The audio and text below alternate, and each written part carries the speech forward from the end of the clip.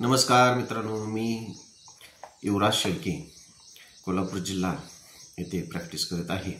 मित्रांनो, आजच्या व्हिडिओमध्ये आपण महिलांवरील होणारे अत्याचार किंवा छळ या संदर्भात थोडीशी आपण माहिती घेतो. मित्रांनो, महिला हा घटक समाजातला आपण पाहिला तर साधारणपणे महत्त्वपूर्ण आणि पायाभूत घटक हा समाजातला आहे.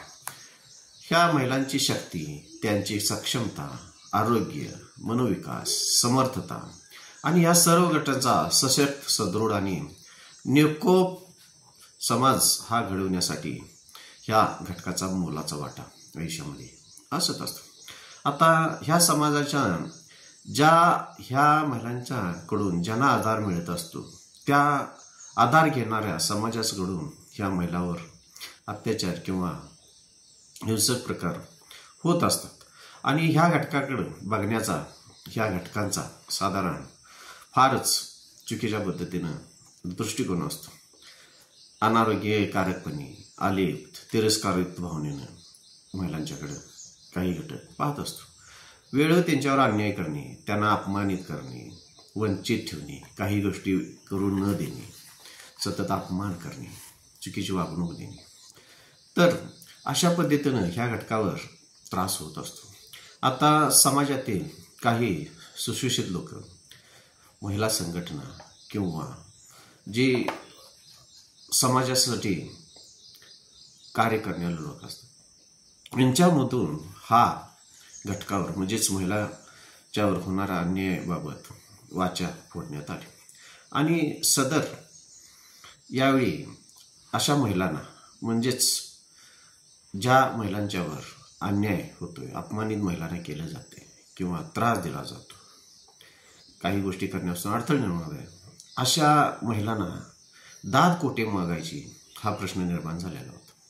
तर अशावेळी ह्या सज्ञान लोकांनी किंवा समाजातील काही घटकांनी, सदृढ घटकांनी आवाज उठवला आणि त्यानंतर 22 ऑगस्ट 2005 साली संसदेमध्ये एक ठराव पास करण्यात आला. तर हा ठराव कुठला? जे काही महिलांवरनी हिंसाचार, अत्याचार होतात त्याबाबत एक 2005 साली कायदा करण्यात आला. आता या कायद्याला काय म्हणतात? महिलांचे कौटुंबिक हिंसाचारापासून संरक्षण अधिनियम 2005 या पद्धतीनं कायदा करण्यात आला. आता ह्या कायद्यामध्ये काय सांगितले मित्रांनो? ह्या कायद्यामध्ये एखादी महिला लग्न झाल्यानंतर तिच्या पतीकडे नांदायला जात असते, त्यावेळी तिचा मान सन्मान हे तिला मिळणं गरजेचं आहे. त्याचबरोबर पतीची वागणूक, तिच्या सासू सासऱ्याची वागणूक किंवा तिची नणंद असेल किंवा भावजा असेल, अशा पद्धतीनं त्या कुटुंबामध्ये राहत असणाऱ्या सर्वांनी तिला ज्या त्या नात्याप्रमाणे, पती असेल तर त्यानं पत्नीचा दर्जा, सासू सासरा असेल तर त्यानं सुनेचा दर्जा, नणंद भावजा असेल तर त्या पद्धतीचा दर्जा हे त्या मुलीला देणं गरजेचं आहे. कारण जी मुलगी त्या घरामध्ये आलेली असते तिनं आईवडिलांचा 20-25 वर्षे राहून आईवडिलांचा त्याग करून ती एक घर सोडून दुसऱ्या घरामध्ये कायद्याच्या दृष्टिकोनातून किंवा भारतीय संस्कृतीच्या दृष्टिकोनातून येत असे. अशा वेळी ती मुलगी जसं तिच्या आईवडिलांमध्ये सुख समाधानानं आणि प्रामाणिकपणे राहत असते, तसंच तिला तिच्या पतीकडे सुद्धा राहण्याचा कायदेशीर हक्क आहे. आता ह्या कायद्यावर महत्त्वाच्या गोष्टी काय करण्यात आल्या?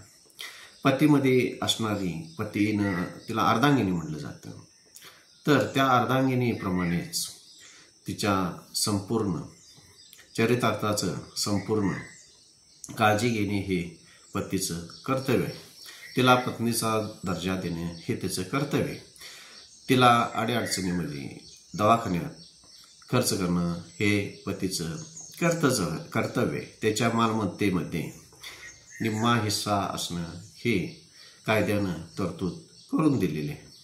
अशा अनेक बरेच ह्या कायद्यान्वये तरतुदी करून दिलेले आहेत आणि ह्यामुळे महिला वर्गांना बऱ्यापैकी म्हणजे अतिशय चांगल्या पद्धतीनं आधार मिळालेला आहे आणि त्यामुळं हा सदरचा कायदा अस्तित्वात आलेला आहे.